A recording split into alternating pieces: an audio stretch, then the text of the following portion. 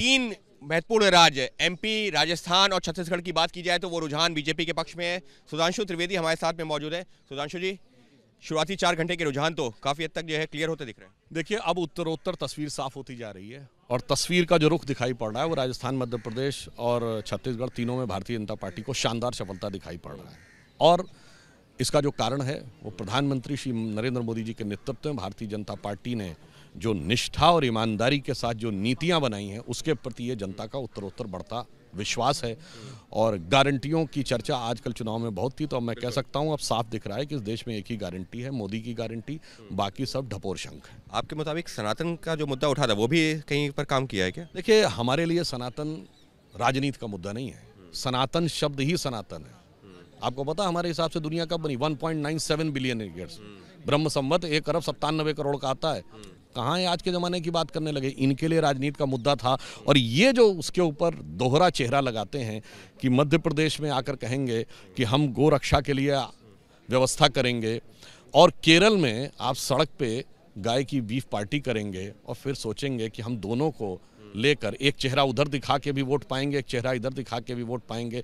मध्य प्रदेश में कमलनाथ जी हिंदू राष्ट्र जैसे विषय का भी घुमा फिरा के बचाव करता नजर आएंगे और दक्षिण भारत में आप जाकर इरेडिकेशन ऑफ सनातन धर्म यानी हिंदू धर्म के समूल नाश को मौन समर्थन देते नजर आएंगे।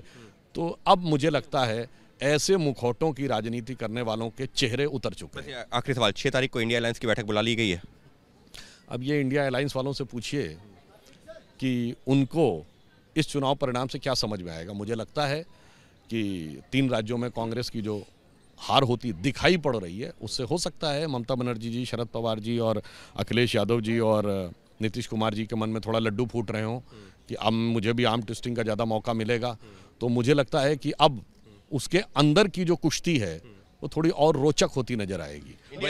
और बात है कि वो कुश्ती आपस में एक दूसरे को बड़ा सिद्ध करने के लिए है। मोदी जी के विराट व्यक्तित्व से कोई तुलना नहीं। आपस में जो लड़ाई बढ़ेगी, आपस में कुश्ती बढ़ेगी इंडिया अलायंस के भीतर भी, लेकिन जो ये नतीजे हैं वो ये दिखा रहे हैं कि कांग्रेस का दोहरा चरित्र आ गया है सामने, ये दावा कर रहे हैं सुधांशु त्रिवेदी। करीबन 4.5 घंटे के जो रुझान है वो यही भी इशारा कर रहे हैं कि मध्य प्रदेश, राजस्थान और छत्तीसगढ़ में बीजेपी सरकार बनाने जा रही है। हमारे साथ मौजूद है प्रेम शुक्ला जी।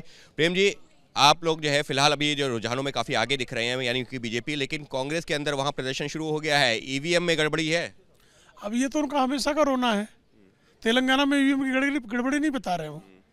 तो कांग्रेस जो है पराजय का ठीकरा अपने पिटे हुए मोहरे राहुल गांधी पे फोड़ नहीं सकती। श्रीमती प्रियंका वाड्रा के भ्रष्टाचारी कर्तृत्व को तो दोष दे नहीं सकती, तो किसको दोष देगी? निर्वाचन आयोग को और ईवीएम को।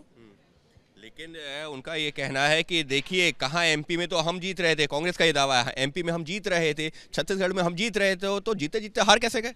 हवा में थे वो ना, जमीन पर हम थे। तो हवा में जो थे उनके चेहरे पर अब हवाइयाँ उड़ रही हैं। लेकिन जिस तरीके के रुझान 4.5 घंटे के सामने आए हैं, वजह क्या है, क्या बड़ा फैक्टर? आदरणीय नरेंद्र मोदी जी के नेतृत्व में जनता का जो प्रचंड विश्वास है वही प्रचंड जनादेश में परिवर्तित हुआ है। यानी साफ तौर पर कांग्रेस के नेता जमीनी हवा को भाप नहीं पाए और प्रधानमंत्री नरेंद्र मोदी के चेहरे पर जो विश्वास है वही जनादेश में परिवर्तित हुआ है, कह रहे हैं बीजेपी प्रवक्ता प्रेम शुक्ला।